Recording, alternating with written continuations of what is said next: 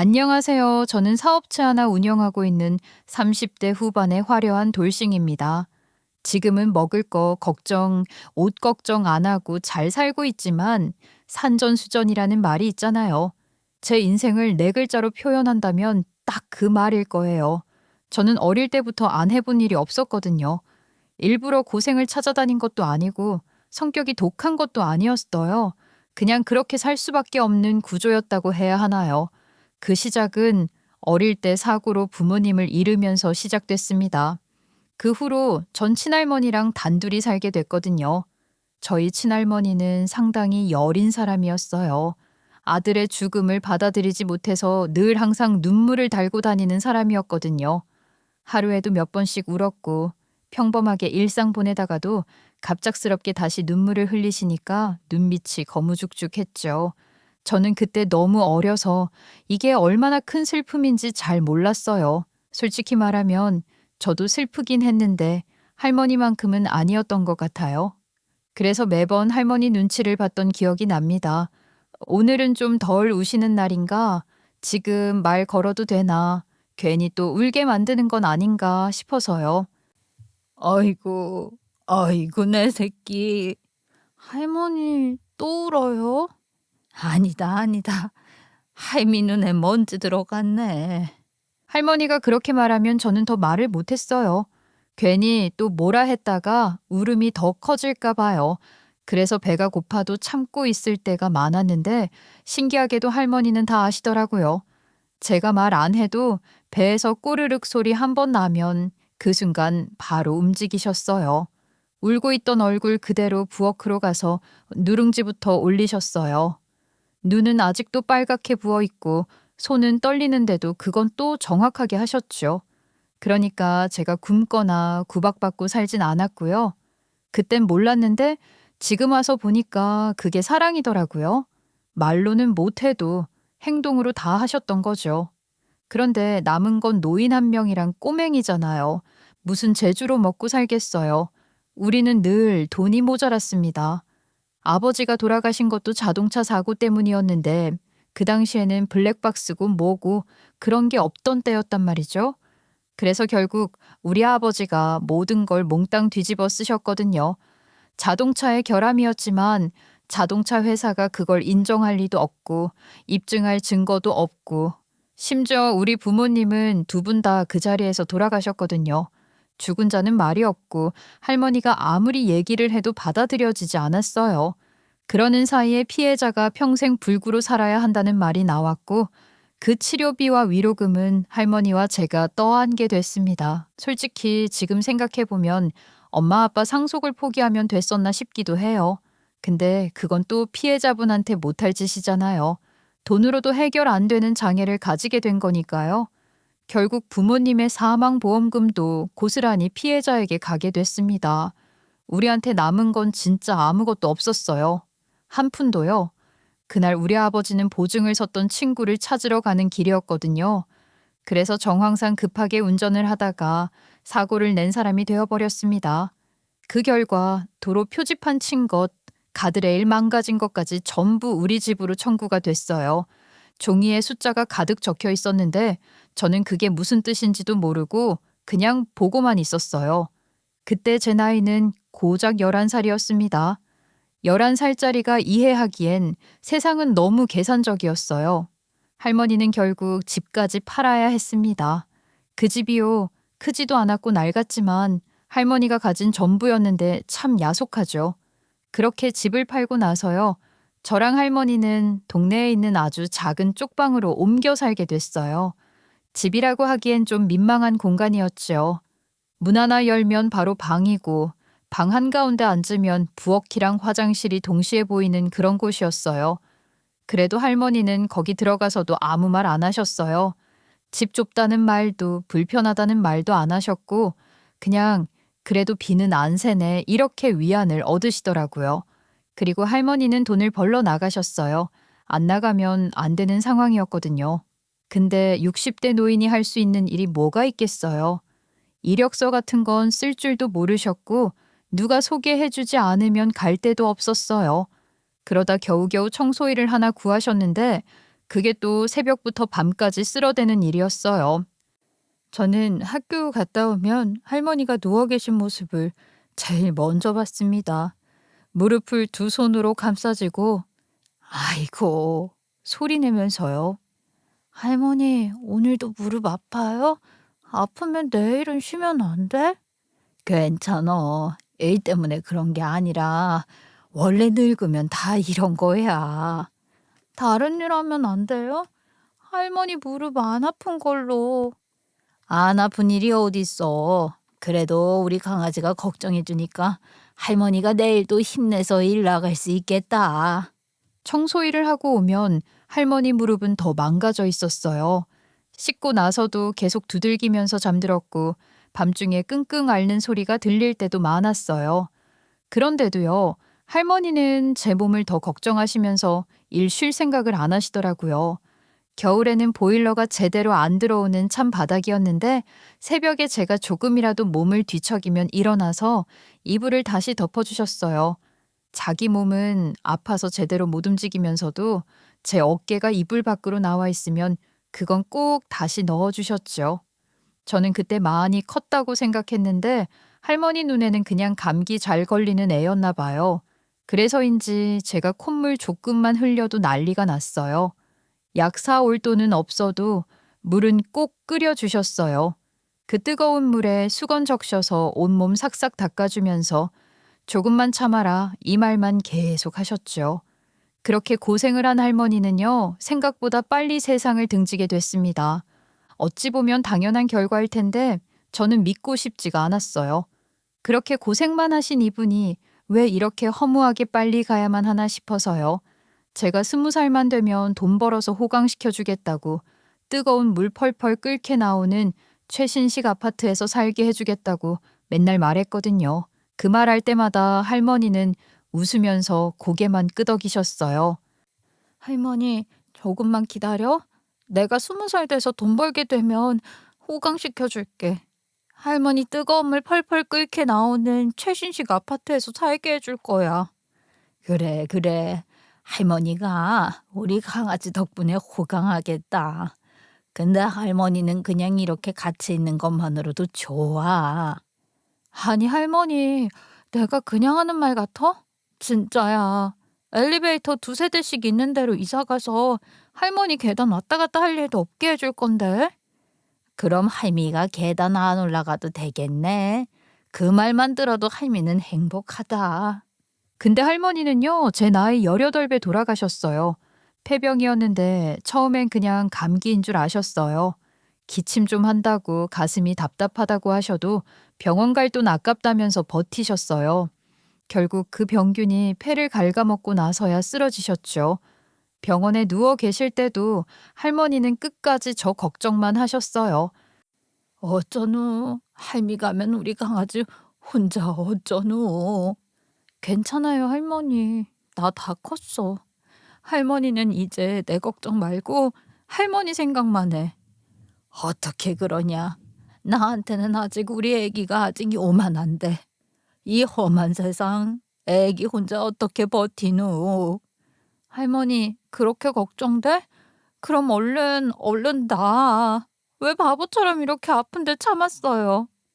우리 강아지 마시는 거 하나라도 더 먹였으니까 할머니는 괜찮어. 밥 꼭 잘 챙겨 먹어야 혀. 눈을 감기 직전까지도 그 말이었어요.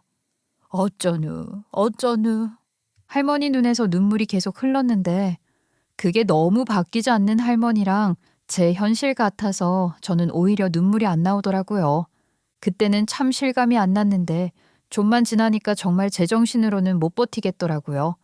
부모님 돌아가실 때랑은 비교도 안 되게 많이 울었던 것 같아요. 문제는 그 다음이었어요. 할머니를 제대로 묻을 돈이 없었거든요. 장례식장은커녕 화장비도 빠듯한 상황이었어요. 결국 저는 할머니 유골을 뒷산에 몰래 뿌려야 했습니다. 지금 와서 생각하면 그게 계속 마음에 남아요. 차라리 제가 유골을 가지고 있기라도 할 걸, 이렇게 성공할 줄 알았으면 제가 이고지고 그렇게 살 걸 하는 생각이요. 그땐 앞날 같은 건 생각할 여유도 없었죠. 장례가 끝나고 나니까 18살짜리가 혼자 남았다고 고아원에 들어가야 한다고 하더라고요. 보호자도 없고 집도 없으니까 당연한 수순이었겠죠. 그런데 굳이 고아원에 가고 싶지 않았어요. 어차피 거기서 버텨봐야 1년이었거든요. 1년 지나면 또 나와서 혼자 살아야 하는데 그럼 그 1년은 뭔 의미가 있나 싶었어요. 그래서 저는 거절했습니다. 할머니 보내고 나서 저는 보호감찰계 사람들 지원을 받으면서 1년을 무사히 보낼 수 있었고요. 20살이 되자마자 저는 바로 일을 시작했습니다. 그래도 신기하게 혼자서 먹고 살겠다고 마음먹고 나니까 할 줄 아는 게 꽤 많더라고요. 어릴 때부터 집안일은 다 제 몫이었고 이것저것 닥치는 대로 해봤던 게 그때는 도움이 됐어요. 지켜보던 집주인 할머니가 저를 좀 불쌍하게 보셨나 봐요. 어느 날 아들을 불러다가 저를 데리고 나가라고 하시더라고요. 야, 너가 경은이냐? 아저씨 따라서 공사판 한번 가볼래? 공사판이요? 저도 일할 수 있는 게 있나요? 그래, 아저씨가 타일로 붙이는 일하는데 계집 애들이 손재주가 좋아. 이런 거 곧잘하더라. 네, 저 할게요. 저 일머리 좋아서 금방 배울 거예요. 헛쭈구리. 그래, 꼬장꼬장한 아저씨들 사이에서 일하려면 너 같은 애가 딱이지. 그렇게 저는 공사판을 따라다니게 됐어요. 처음 맡긴 일은 타일 붙이기라기보다는 정확히 말하면 줄눈 바르는 일이었지요. 아저씨들은 죄다 타일을 잘라서 줄 맞춰 붙이고 있었고 저는 구석에서 그 사이를 메우는 역할이었죠. 하루 종일 쪼그려 앉아 있으니까 허리도 아프고 손목도 나갔는데 이상하게 눈은 계속 타일 쪽으로 갔습니다. 자르고 맞추고 붙이는 과정이 계속 눈에 밟혔어요. 솔직히 말하면 나도 할 수 있을 것 같다는 생각이 계속 들었거든요. 무엇보다 줄눈 바르는 것보다 일당이 훨씬 짭짤했어요. 같은 시간 일해도 손에 쥐는 돈이 다르다는 걸 알게 되니까 자꾸 욕심이 났습니다. 그래서 저는 계속 그 일을 눈에 담고만 있었어요. 괜히 말했다가 괄시당할까봐 혼자서만요. 그러다가 이제 좀 공사판 어떻게 돌아가는지 알 때쯤 되니까 한 번쯤 시도해봐도 될 것 같더라고요. 아저씨, 저도 타일 붙이는 거 해보고 싶어요. 뭐? 줄눈도 제대로 못 그리는 게 뭐 벌써 타일을 욕심내고 있어? 줄은 저처럼 잘 그리는 사람이 어딨다고 그러세요? 저 뇌도 말랑말랑하고 손도 안 떨어요. 완전 잘할걸요? 쓸데없는 소리 말고 너는 그냥 지금 하는 거나 제대로 해. 아저씨는 그렇게 말하곤 결국 조금씩 알려주셨는데요. 막상 타일 붙이는 걸 조금씩 해보니까요. 생각보다 힘이 엄청나게 들더라고요. 타일 하나 드는 것도 쉽지 않았고 조금만 어긋나도 바로 티가 났어요. 한 장 잘못 붙이면 다 뜯어내야 했고 그때마다 현장 분위기가 싸해졌죠. 그게 무서워서 손에 땀이 났습니다. 그래도 저는 포기하진 않았어요. 줄눈만 바르는 것보다는 이쪽이 제 인생을 바꿀 수 있을 것 같았거든요. 그래도 저는 호시탐탐 노리고만 있었어요. 말로는 안 하지만 눈은 계속 타일에 가 있었죠.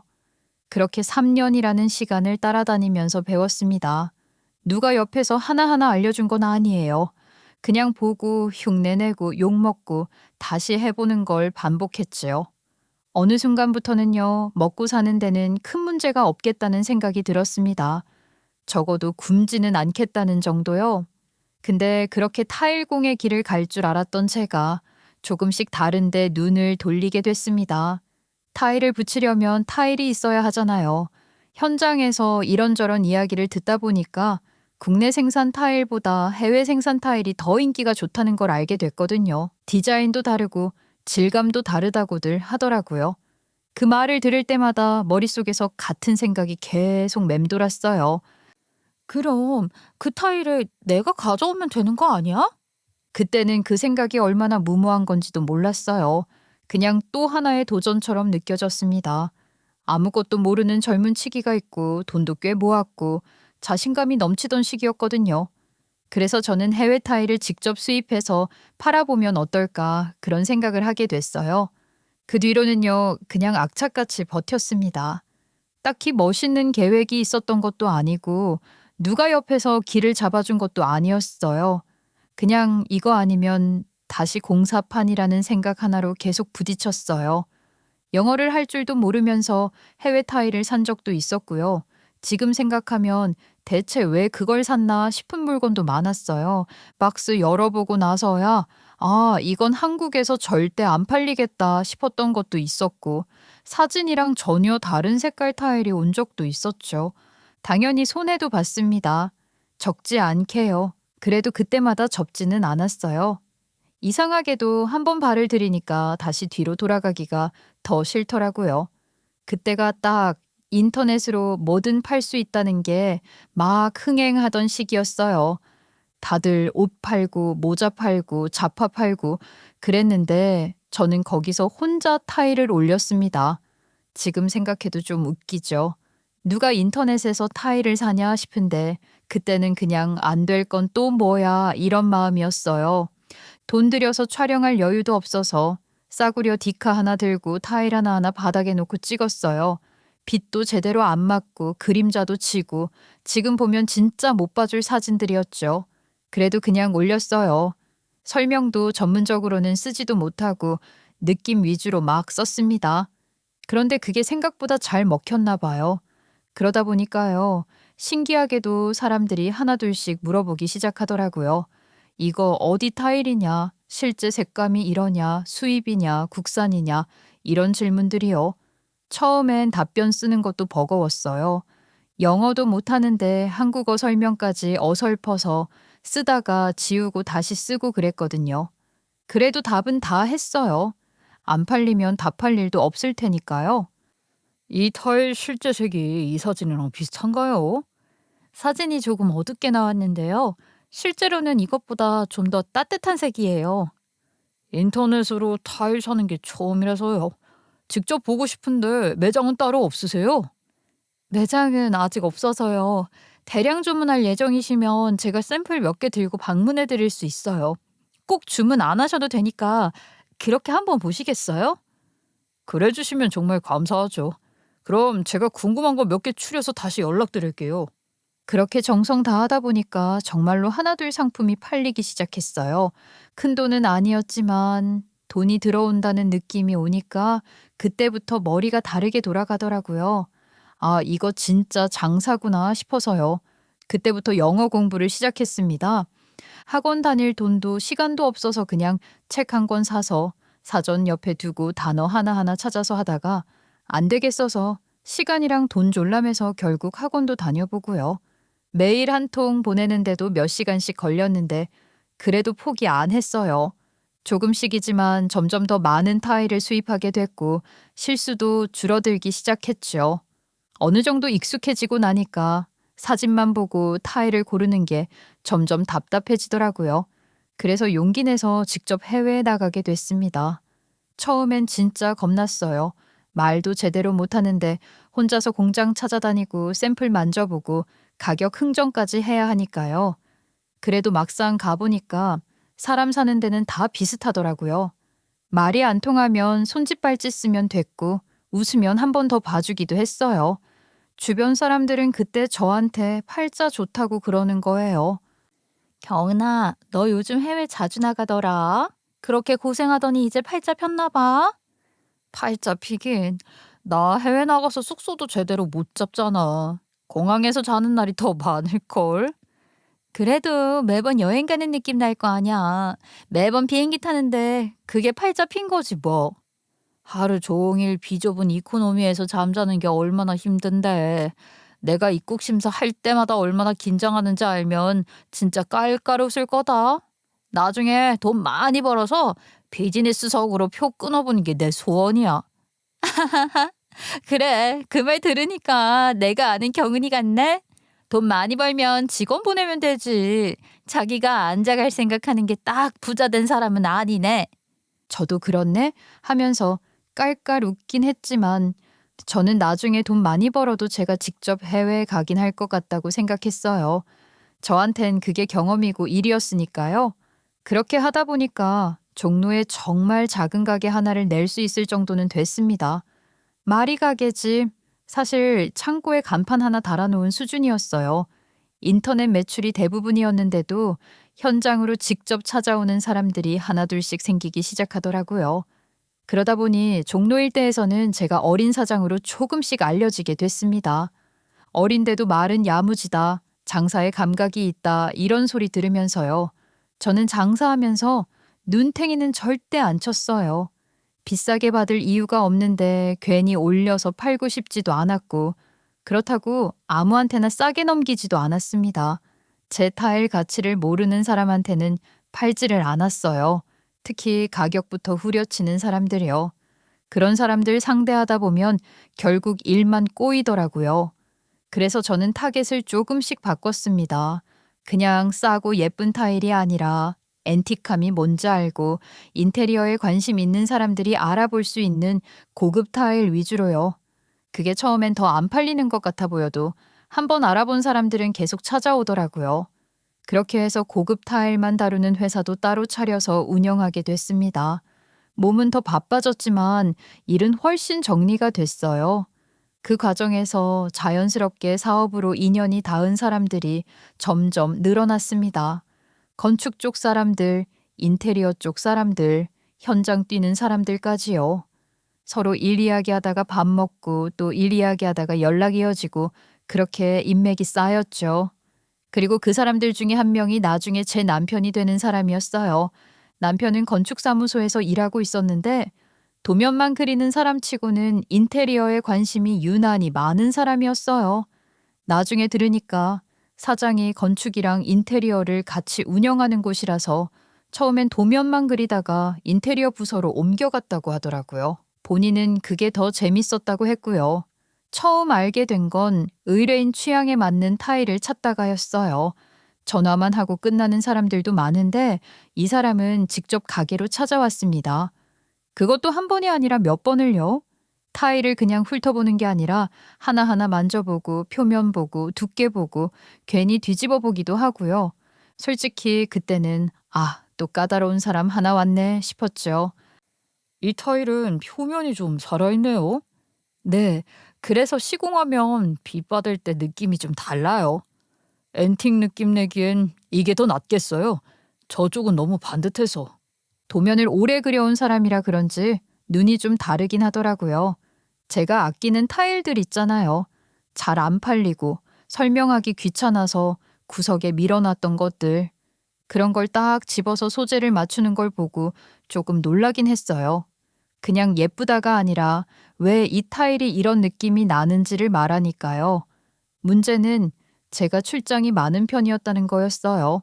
가게를 자주 비웠고 직원한테 맡겨놓는 날이 많았죠. 근데 이 사람은 희한하게 제가 없는 날에도 계속 왔다 가더라고요. 어느 날 직원이 그러는 거예요. 사장님, 그 건축사무소에서 오는 분 있잖아요. 구석에 둔 타일 자주 보던 분? 네, 오늘도 오셨는데요. 사장님 없다고 하니까 좀 아쉬워하시던데요. 아쉬워하셨다고? 나한테 뭐 물어볼 거 있으셨나? 소연 씨가 뭐 모르는 거 있었어요? 제가 이러니까 직원인 소연 씨가 씩 웃으면서 음흉하게 말하더라고요. 아니요, 일 때문에 오신 건 아닌 것 같던데요. 사장님 다음에 언제 오시냐고 몇 번이나 물어보셨어요. 그때부터 좀 이상하다고 느꼈죠. 그런 말까지 들었는데 저한테 사적으로 호감이 있나 라고 생각할 수밖에 없었거든요. 그러다 어느 날은 제가 가게에 있는데 그 사람이 또 왔어요. 괜히 모르는 척 타일만 보는 줄 알았는데 뜬금없이 고백을 하더라고요. 솔직히 말하면요, 엄청 설레서 사귄 건 아니었어요. 저는 늘 혼자였고 혼자인 게 익숙해질 만하면 또 외로워지는 사람이었거든요. 이 사람은 말이 많았고 저랑 있으면 계속 뭔가를 이야기했어요. 조용해질 틈을 안 주는 사람이었죠. 그게 좋았습니다. 적어도 혼자라는 느낌은 안 들었으니까요. 그렇게 연애를 했고 결혼도 하게 됐습니다. 문제는 그 말 많은 게 유전이었다는 거죠. 시어머니는 정말로 말이 어마어마하게 많은 사람이었어요. 제가 말 많은 편은 아니라서 오래 같이 있으면 좀 피곤하긴 할 정도로 말이 많으셨거든요. 하지만 그렇기만 했다면 제가 말 많은 남편을 좋아하진 않았을 거 아니에요. 시어머니가 힘든 점은 저한테 꼭 동조를 시키셔놓고 그 말을 꼭 저한테 뒤집어 씌우셔서 곤란한 분이셨죠. 무슨 말인가 싶으시죠? 어느 날 옆집에서 공사를 엄청 시끄럽게 하는 날이 있었어요. 저도 시어머니도 그 소리 때문에 괴로워하고 있었는데 시어머니가 말을 먼저 꺼내셨습니다. 아니, 저 집은 무슨 공사를 하는데 저렇게 시끄럽게 군다니? 누가 보면 사람 하나 벽에 묻는 줄 알겠어, 정말. 그러게요. 소리가 좀 크긴 하네요. 그치? 네 생각에도 그렇지? 저는 그게 끝인 줄 알았죠. 근데 며칠 뒤에 옆집 아줌마가 저를 붙잡고 그러는 거예요. 아니, 새댁, 나 좀 봐요. 네? 무슨 일이세요? 아니, 내가 낮에 공사한다고 온 동네 사람들한테 미안하다고 떡까지 돌렸는데 말이야. 사람 하나 벽에 묻는다는 소리까지 들어야 해요. 네? 잠시만요. 지금 무슨 말씀하시는지 모르겠어서요. 자세히 좀 말씀해 주시면 안 될까요? 여사님이 그러시던데 우리 며느리가 시끄러워서 못 살겠다고 했다고. 아니, 뭐 시체라도 묻는 거 아니냐고 그랬다면서. 그때 알았습니다. 시어머니가 이런 식으로 말을 하는 사람이라는 걸요. 시어머니는 이런 식으로 저랑 남편 사이도 여러 번 이간질을 했어요. 시어머니가 우리 아들이 결혼하더니 나랑 안 놀아준다. 며느리한테 아들이 뺏긴 기분이다. 이런 말을 하길래 저는 그냥 웃으면서 말했죠. 아니에요. 제가 뭘 뺏었다고 그러세요. 이제 가정이 생겼으니까 가정에 좀 더 신경 쓰는 거겠죠. 근데 그 말을 그대로 남편한테 가서 이렇게 전하더라고요. 네가 가정에 충실해야 한다고? 나한테는 연락도 하지 말라더라. 그 말 듣고 남편이 한동안 저를 쳐다보는 눈빛이 달라졌던 적도 있었어요. 제가 옆집 아줌마한테서 먼저 들은 게 아니었으면 저도 남편을 오해하고 진짜 크게 싸웠을 겁니다. 그렇게 결혼 생활 7년 동안요. 하루하루 피가 마르지 않은 날이 거의 없었죠. 그래도 이 정도 갈등은 고부지간엔 평범하게 일어나는 정도라고 생각을 했어요. 어차피 남편이랑 제 사이는 나쁘지 않았으니까요. 그 후 저는 아이를 낳고 나서 출장을 거의 1년 정도 미뤘어요. 몸도 그렇고 애가 너무 어렸거든요. 안 가고 싶어서 안 간 게 아니라 마음이 안 떨어졌던 게 맞아요. 근데 그 사이에 제가 고급 라인으로 키워놓았던 타일 쪽 매출이 눈에 띄게 빠지기 시작했습니다. 그 라인은 그냥 제 욕심으로 만든 게 아니라 직원들 월급이 걸린 장사였어요. 숫자가 빠지는 게 보이니까 그때부터는 잠이 잘 안 오더라고요. 국내 타일만으로도 당장 먹고 사는데 큰 문제는 없었어요. 남편도 직장 다니고 있었고요. 근데 저는 돈이 없으면 사람이 얼마나 초라해지는지, 얼마나 선택지가 없어지는지 이미 겪어본 사람이잖아요. 그래서 아이 낳고 나서 오히려 그 강박이 더 세졌습니다. 우리 애가 크면서 하고 싶은 걸 돈 때문에 포기하게 만들지는 말자. 이 생각이 머리에서 안 떠났어요. 그래서 다시 출장을 조금씩이라도 다니겠다고 말을 꺼냈습니다. 길게는 못 가고 짧게 끊어서요. 이 얘기를 처음 꺼냈을 때 남편은 한숨부터 쉬더라고요. 지금은 애가 아직 너무 어리지 않아? 나도 당신 마음은 알겠는데 지금은 좀 회사 일보다는 우리 집을 생각해야 하는 거 아닌가 싶네. 나도 애 안 보고 싶어서 나가는 거 아니야. 근데 지금 이 타이밍 놓치면 내가 몇 년 동안 키워놓은 라인이 그냥 무너질 것 같아서 그래. 국내 쪽만 해도 당장은 괜찮잖아. 우리가 굶는 것도 아니고. 당장은 괜찮지. 근데 애가 커도 계속 당장만 보고 살 거야? 나중에 애가 하고 싶은 거 생겼을 때 돈 때문에 못한다고 말하고 싶지 않아. 당신도 내 마음 알잖아.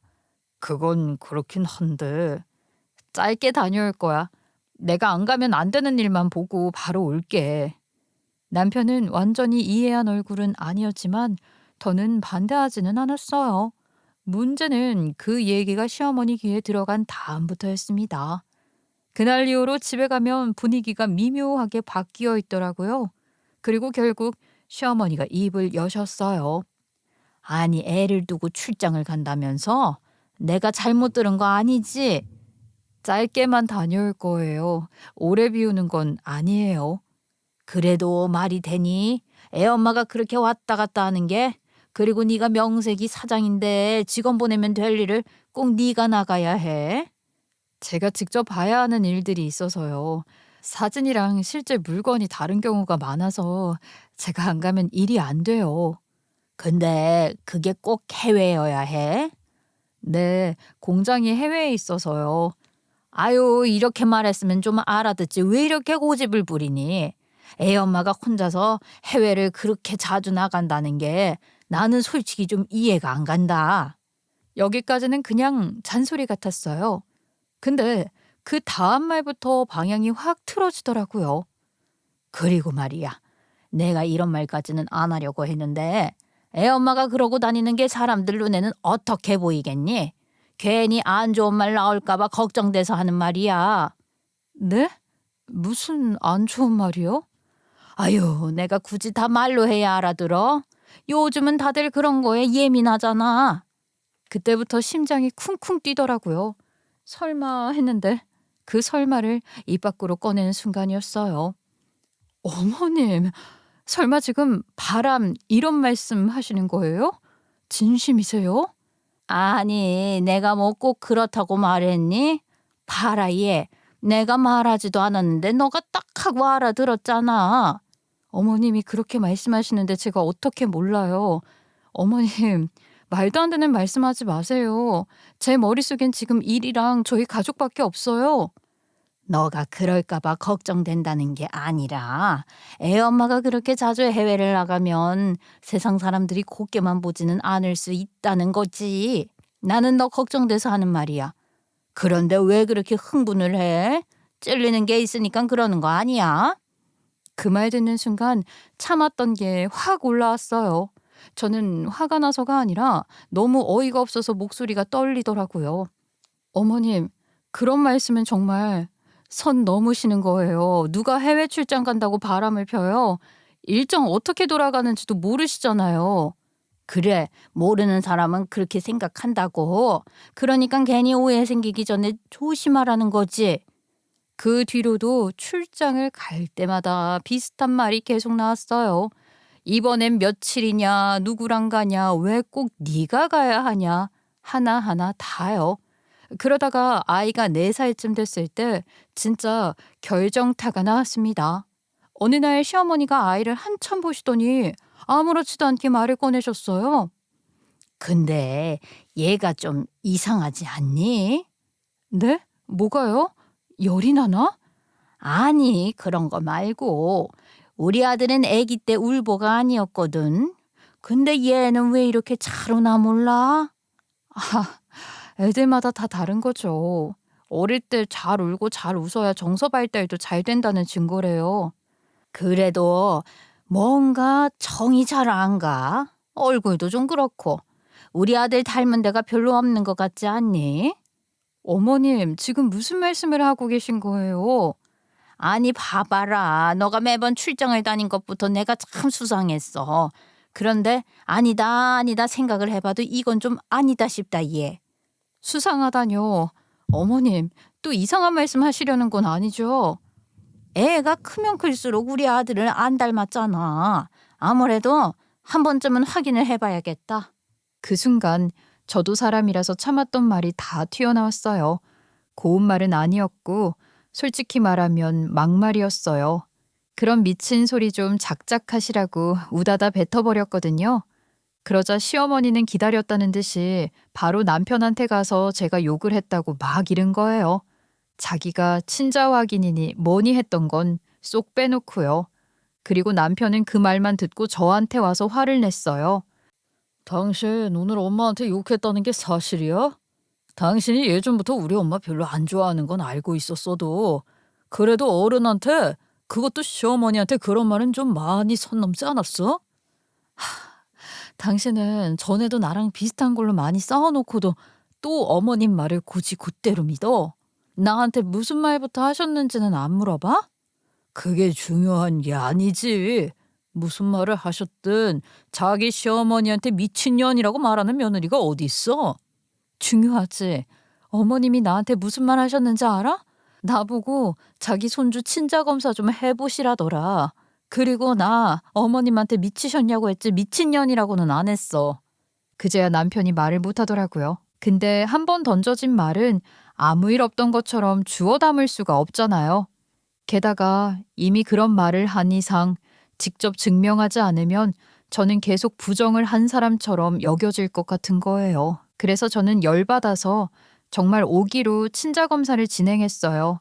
설득도 타협도 아니었고요. 그냥 확인하고 끝내자는 마음이었습니다. 검사 결과가 나오기까지 시간이 꽤 걸렸는데 그동안 집안 분위기는 더 이상 말할 것도 없었어요.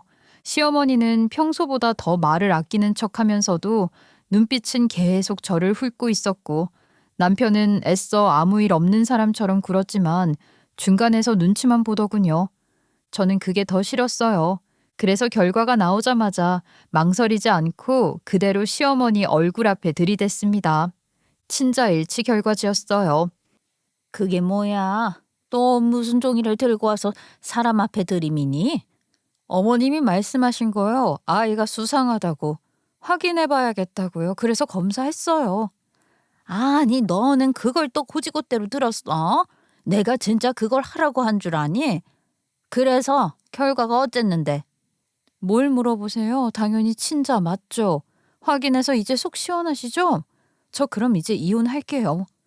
뭐라고? 친자 확인됐는데 무슨 이혼을 한다고 그래? 너 미쳤니? 미친 소리로 들리세요? 어머님이 저한테 뱉은 소리도 미친 소리 같았어요. 그리고 그 말을 남편이 다 듣고 있는데도 저는 시선을 피하지 않고 말했습니다. 들었지? 우리 이혼하자. 당연히 남편은 그 자리에서 저를 설득하기 시작했어요. 상황이 이렇게까지 올 줄 몰랐다는 듯이 당황하더라고요. 이게 얼마나 극단적인 선택인지 아이 생각은 안 하냐, 조금만 더 참고 이야기해보자. 그런 말들이 쏟아졌죠. 하지만 저는 그 어떤 말도 귀에 들어오지 않았습니다. 이미 그 집에서 더 이상 같이 살 수 없다는 결론을 내린 상태였거든요. 당신 지금 감정적으로 이러는 거잖아. 검사 결과도 나왔고 당신도 당당해졌잖아. 이제 우리 엄마도 그걸로 뭐라 안 하시겠지? 나는 원래도 처음부터 계속 당당했어. 그걸 못 믿은 건 어머님뿐만이 아니라 당신도 마찬가지잖아. 다음에 비슷한 일이 생겼을 때 또 의심받고 속 썩느니 지금 뿌리부터 잘라내야겠어. 무슨 소리야? 난 당신 의심한 적 없어. 엄마가 말이 심하긴 했어도 이혼까지 갈 일은 아니잖아. 다시 생각해봐. 어머님 성격 알면서 계속 나부터 의심한 게 한두 번이야? 이런 집에서 살다간 나도 우리 애도 정신 나가버릴 거야. 난 결정했으니까 괜히 입 아프게 더 말하지 말자. 그 말을 하니까 남편 얼굴이 굳더군요. 그때까지도 상황을 수습할 수 있을 거라고 생각했던 것 같아요. 그런데 그걸 깨버리니까 말이 없어졌어요. 그러자 시어머니가 이러시는 거 있죠. 봐라, 내가 뭐랬니? 돈 좀 번다고 사람이 이렇게 막무가내고 우악스럽지 않니? 너 돈 잘 번다고 우리 아들 무시했지? 용돈 한 번 제대로 쥐어준 적이 없는 며느리가 뭘 잘했다고 먼저 이혼 얘기를 꺼내, 이혼 얘기를? 어머님, 모르셨어요? 어머님이 매번 생활비로 쓰신 그 카드요. 제 카드예요. 뭐? 네 카드 내 카드가 어딨어? 어차피 우리 아들이랑 같이 돈 벌면서 사는 건데. 그럼 내가 아들 돈도 못 쓴다는 거냐? 네, 이래서 제가 더는 말 섞기 싫은 거예요. 여기 이혼 서류 가져왔으니까 사인해. 그 이후로는 더 길게 이야기할 것도 없었습니다. 이혼 절차는 빠르게 진행됐고 그 사이에도 시어머니는 계속 화를 냈지만 저는 더 이상 상대하지 않았어요. 이혼이 되자마자 저는 짐을 싸서 집을 구해 나왔습니다. 오래 고민할 것도 없었어요. 그냥 나가야겠다는 생각뿐이었거든요. 그런데 집을 나오고 나니까 또 다른 문제가 바로 눈앞에 떨어졌습니다. 마침 저희 회사 시즌이라 줄줄이 출장을 가야 하는 상황이었거든요. 이미 잡아둔 일정들이 있었고 그걸 다 취소하면 사업 쪽에 타격이 너무 컸습니다. 그런데 아이를 집에 혼자 둘 수는 없잖아요. 제가 다른 가족이 있는 것도 아니고 아이랑 단둘인데 아이를 어디에 맡기겠습니까? 출장지에 같이 데려가는 것도 현실적으로 불가능했어요. 당장 아이 여권도 없는 상태였거든요. 며칠을 고민하다가 결국 전 남편에게 연락할 수밖에 없었습니다. 자존심이 상하지 않았다고 하면 거짓말이겠죠. 그래도 다른 방법이 없었어요. 저는 전 남편에게 연락해서 상황을 설명했고 딱 3개월만 아이를 봐달라고 했습니다. 시즌이라 몰아서 출장을 다녀와야 하는데 따로 부탁할 곳이 없다고요. 그래도 자기 애라 그런지 남편은 잠시 망설이다가 알겠다고 했습니다. 그렇게 저는 아이를 전 남편에게 맡기고 3개월 동안 몰아서 출장을 다니기 시작했습니다. 3개월 만에 집에 돌아오니까 집이 엉망이었어요. 쌓여 있는 것들이 너무 많아서요. 현관 앞 우편함에 고지서가 한 움큼 들어 있었거든요. 제가 자동이체를 안 해놓고 떠난 탓에 연체된 것들이었어요. 한 장 한 장 꺼내서 날짜를 보고 금액을 보고 밀린 것부터 정리하기 시작했습니다. 이건 제 실수니까요. 누굴 탓할 일은 아니었습니다. 그런데 고지서 사이에 카드 고지서가 하나 끼어 있더군요. 순간 손이 멈췄습니다. 이 카드는 뭐지 싶었어요. 제가 해외에 있는 동안 이 카드를 쓸 일이 없었거든요. 기억을 더듬어 봐도 딱히 떠오르는 게 없어서 그냥 넘길 수가 없었습니다. 고지서를 펴서 사용 내역을 하나하나 확인했어요. 그랬더니 이상한 점이 보이더군요. 전부 국내 결제였어요. 그것도 제가 해외에 있던 기간에만요. 그때 기억이 딱 이어졌습니다. 시어머니가 가지고 있던 카드, 생활비로 쓰시던 제 카드요. 순간 기가 막혀 오기 시작했습니다. 금액도 금액이었지만 아직까지도 제 카드를 쓰고 있었다는 게 진짜 황당한 지점이잖아요. 이혼한 지 3개월도 넘게 지났는데요. 그래도 어차피 아이를 찾으러 전시댁에 가야 했습니다. 미루는 것도 의미가 없었고요.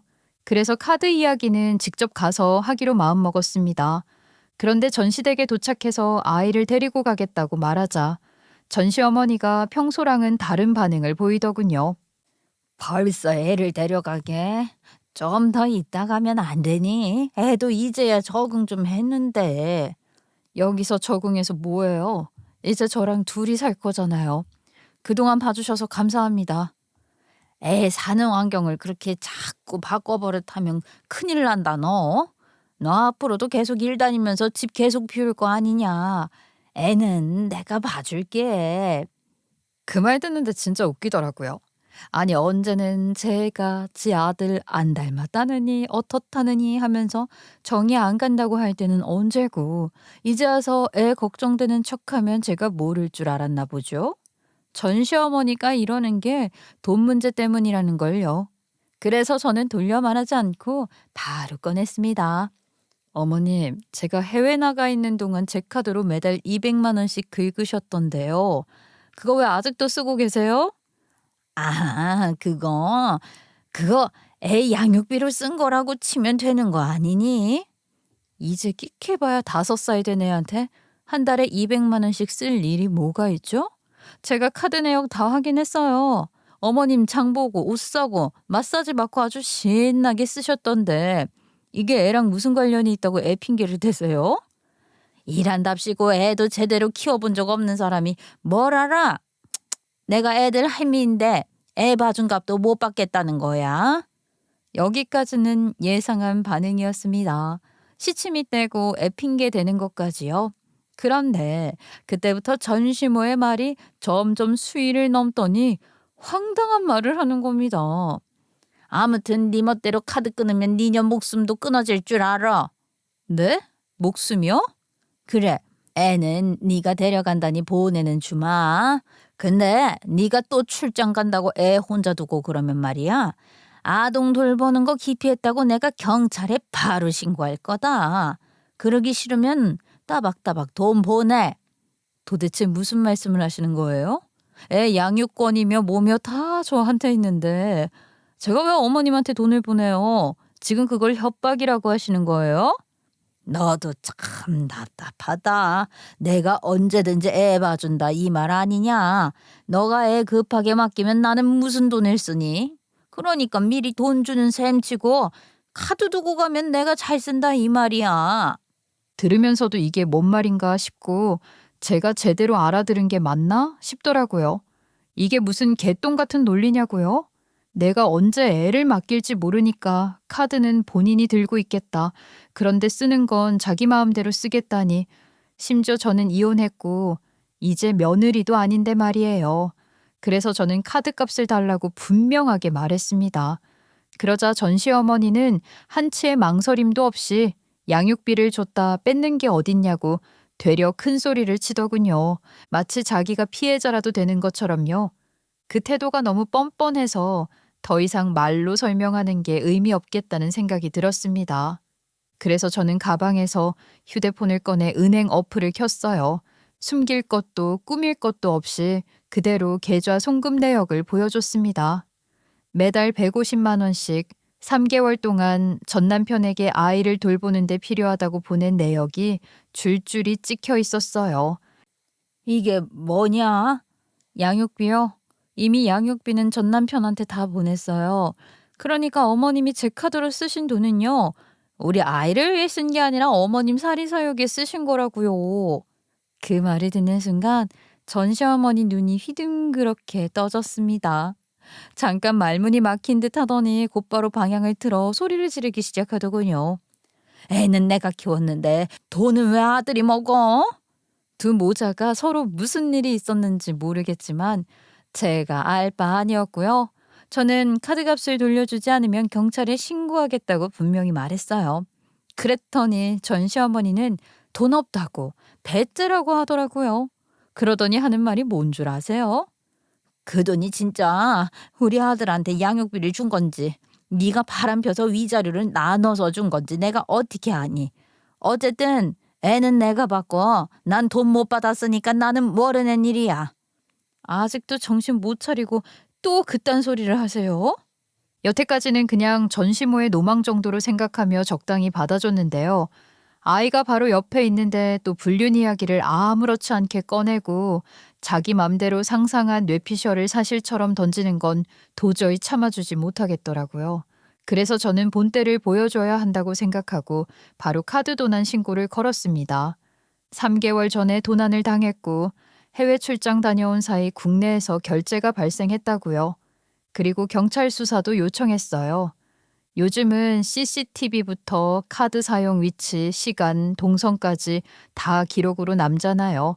수사는 생각보다 빨랐고 결국 시어머니는 바로 특정됐습니다. 기록은 거짓말을 안 하니까요. 경찰서에 갔을 때 시어머니는 이미 와 있었습니다. 억울하다고 울면서 며느리 카드 쓴 거라고 계속 말하고 있더군요. 그 말을 듣는 순간 저는 바로 정정했습니다. 저 며느리 아니에요. 이혼했습니다. 그래도 우리가 가족이었던 사이지 않니? 나는 널 며느리로 생각했는데 너는 나를 가족으로 생각도 안 한 거냐? 그 말이 얼마나 가식적인지 어이가 없는 걸 넘어서 표정 관리도 안 되더라고요. 어머님 말 때문에 이혼한 건 알고 계세요?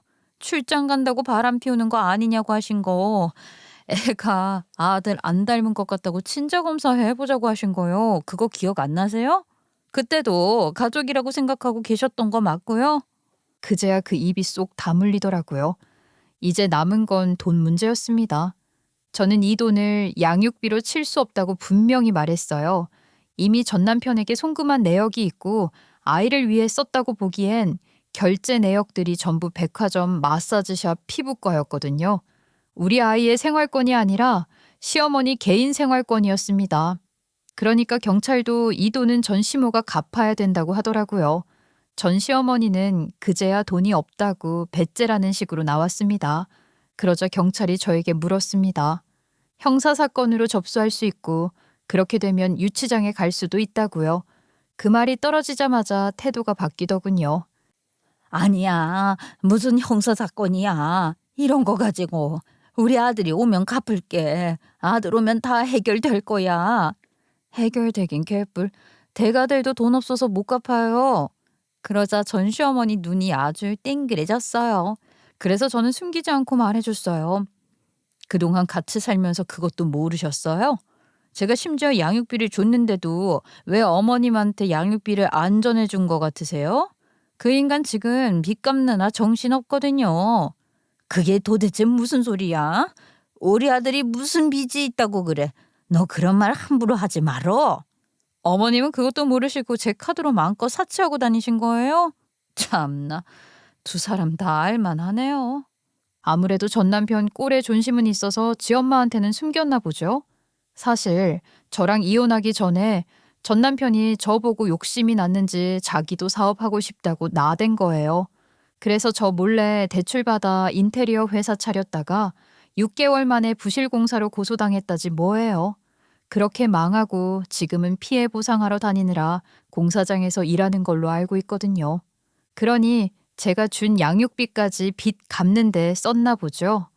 제가 이거 다 알려주니까 전 시어머니는 믿을 수 없다는 얼굴로 바로 전 남편에게 전화를 걸었습니다. 너 진짜 빚있니? 그런 거 왜 엄마한테 말을 안 했어? 안 그래도 지금 경찰서에서 연락 받았어. 엄마야말로 지금 무슨 짓을 하면서 돌아다닌 거야? 그때부터 둘은 서로를 향해 소리를 지르기 시작했습니다. 한 사람은 빚 있냐고 묻고 한 사람은 왜 카드를 써서 도난 신고를 당하냐고 버럭대고요. 아주 가관이었죠. 결국 남편 놈도 경찰서로 왔어요. 숨도 제대로 못 고른 얼굴로 들어오더니 제 앞에 서자마자 말부터 꺼내더라고요. 상황이 어떻게 돌아가는지도 이미 다 들은 눈치였고 자기 어머니가 여기까지 일을 키운 것도 알겠는지 표정이 많이 죽어 있었습니다. 제발 이번 한 번만 선처해주면 안 될까? 엄마가 잘못한 건 맞는데 형사까지 가면 너무 커져.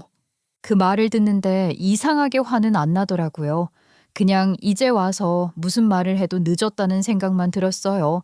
이미 경찰서까지 와 있고 기록은 다 남았고 카드 사용 내역은 말 그대로 다 찍혀 있었으니까요. 시어머니는 옆에서 끝까지 양육비로 쓴 거라면서 웅얼대고 있었고요. 그런데 박박 우긴다고 없던 일이 되겠어요. 결국 남편 놈이 먼저 고개를 숙였습니다. 자기가 갚겠다고요. 그런데 지금 빚 갚느라 생활도 제대로 못하면서 어떻게 저한테도 돈을 준단 말이에요. 그래서 제가 시큰둥했더니 각서까지 쓰겠다고 하더군요. 그 자리에서 바로 각서를 썼고 공증까지 받았습니다. 각서에 도장 찍고 나서 남편 놈이 저를 한번 보더니 조심스럽게 말을 꺼냈어요.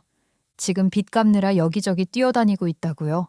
공사판도 나가고 뭐든지 닥치는 대로 하고 있다면서 혹시라도 제 쪽에 일이 좀 남는 게 있으면 자기를 써줄 수 없겠냐고 묻더라고요. 그 말 듣고 저는 그냥 혀를 끌끌 찼어요. 이 상황에서 그 말이 나오는 게 참 기가 막히더라고요. 그래서 속으로만 생각했어요. 그러길래 왜 괜한 말들을 해가지고 이혼을 당하고 이제 와서 빚이나 갚고 앉아있냐고요. 남의 떡이 커 보이는 법이라고는 하지만 내가 사업하는 게 그렇게 쉬워 보였어? 당신이라고 뭐 나보다 잘난 줄 알아? 당신도 똑같은 사람이야. 제가 여기까지 오는 동안 얼마나 많은 걸 버리고 얼마나 많은 걸 참고 얼마나 많은 밤을 날렸는지 제가 몇 번이나 얘기했었지만 그 사람은 끝까지 몰랐던 것 같아요. 그래서 저는 그냥 있는 그대로 말해줬습니다. 그러자 아무 말도 못하더라고요. 제 사업이 잘 되고 자기는 월급쟁이니까 저한테 말로 부린 자격지심들도 생각났을 거예요. 그 옆에서 시어머니는 또 다른 충격을 받은 얼굴이었어요. 우리 아들이 정말 빚을 졌냐고 얼마냐고 집이라도 팔아서 갚아야 하는 거 아니냐고 혼잣말처럼 중얼거리고 있었거든요.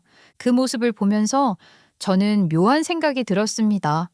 그래도 저 사람한테는 끝까지 감싸야 하고 감싸줄 엄마가 있구나 싶어서요. 저는 할머니 돌아가신 뒤로 늘 혼자였으니까요. 그 생각이 스쳐가듯 잠깐 들었을 뿐입니다. 오래 붙잡고 있을 마음은 아니었어요. 이제는요, 그냥 제 아이 생각하면서 버티려고요. 그거면 충분하니까요. 앞으로 출장을 갈 때도 아이랑 같이 다닐 생각입니다. 그래서 여권도 만들려고요. 아이가 크면 엄마가 왜 이렇게 바쁘게 살았는지, 왜 그렇게까지 해야 했는지 이해해 줄 수 있게 사랑도 듬뿍 주면서요. 저에게도 이 아이가 유일한 제 가족인 만큼 저도 이 아이의 유일한 울타리가 되어줄 거니까요. 제 사연 들어주셔서 감사합니다.